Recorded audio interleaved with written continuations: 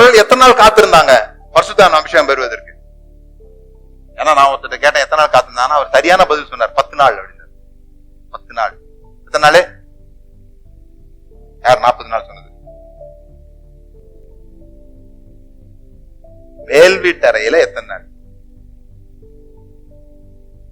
அப்ப அவர் சொன்னார் 10 நாள் அப்படின்னு சொன்னார்.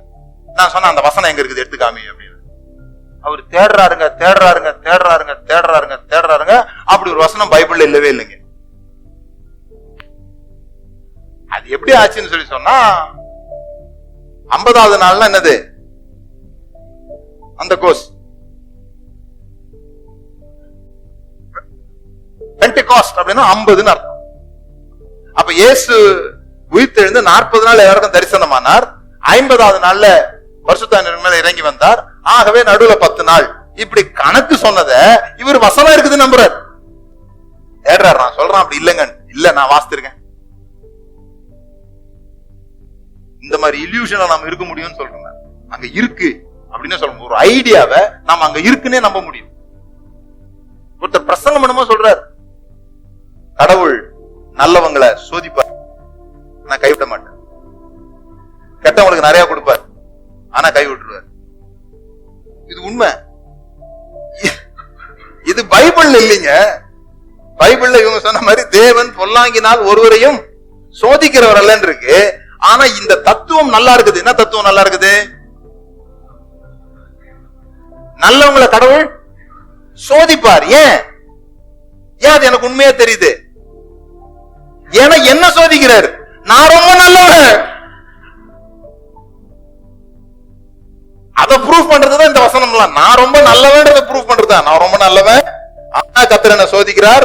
ஆகவே கடவுள் நல்லவங்களை சோதிப்பார். இவனெல்லாம் பாக்குறேன், சர்ச்சைக்கு வந்தது கிடையாது, ஞானஸ்தானம் எடுத்தது கிடையாது, பைபிள் வாசித்தது கிடையாது, காலைல எழும்பி ஒரு நாள் அந்நிய பாஷை பேசுனது கிடையாது, கோடீஸ்வரன் ஆகிறார். கெட்டவங்களுக்கு ஆண்டவர் நிறைய தருவார், ஆனா கைவிட்டு. உங்க வேலை என்ன பிரதர்? டெய்லி பாக்க இல்லையா?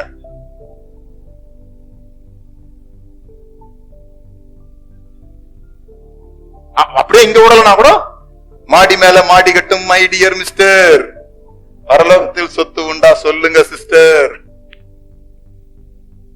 இங்க நீங்க நல்லா வாழ்ந்தீங்கன்னா அங்க புடு படுக்கத்தான். இங்க பெட்ல சுகமா படுங்க, அங்க என்னதுதான் புழு படுக்க. இங்க கஷ்டப்பட்டா லாசரு ஏன் அங்க போனா? ரொம்ப பாடுகளை இங்க சகிச்சதுனால. ஐஸ்வர்யவான் அப்போ பரலோகத்துக்கு போனா என்ன பண்ணணும்? ரொம்ப இயேசுவெல்லாம் விசுவாசி வேணாம், ரொம்ப கஷ்டப்பட்டா போதும், நீ எங்க போயிடலாம். ஒரு பக்கத்துல சொல்லுங்க, பரலோகத்துக்கு போகணுமா கொஞ்சம் சொரியும் ஒரு நாயும் வேணும். கொஞ்சம் சொறி இருந்து நாயை நக்க விட்டா தேவதூதே வந்து உங்களை கூட்டு போவீங்க.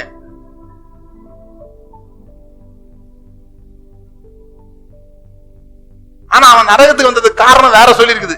அங்கேயே சொல்லிருக்கு, உனக்கு அங்க இருக்கும்போதே சொல்லப்பட்டதை நீ என்ன பண்ணல, விசுவாசிக்கல. உன் சகோதரரும் கூட மோசையும் தீர்க்கதரிசிகள் என்ன பண்றாங்க, அங்க இருக்கிறாங்க. அவங்க சொல்றத விசுவாசிச்சா இங்க என்ன பண்ண மாட்டாங்க, வரமாட்டாங்க. அப்படி சொல்லிருக்கு. அதெல்லாம் என்ன சொல்லிருக்குன்றத பிறகு பார்ப்போம். ஆனா நம்மளுடைய அண்டர்ஸ்டாண்டிங் எப்படி இருக்கு பாருங்க. நம்ம கற்றுக்கொண்ட, நம்ம கேட்ட, நம்ம போதித்த, நம்ம வாழ முயற்சி பண்ற விஷயங்கள் நமக்கே எதிர்ப்பா இருக்கு.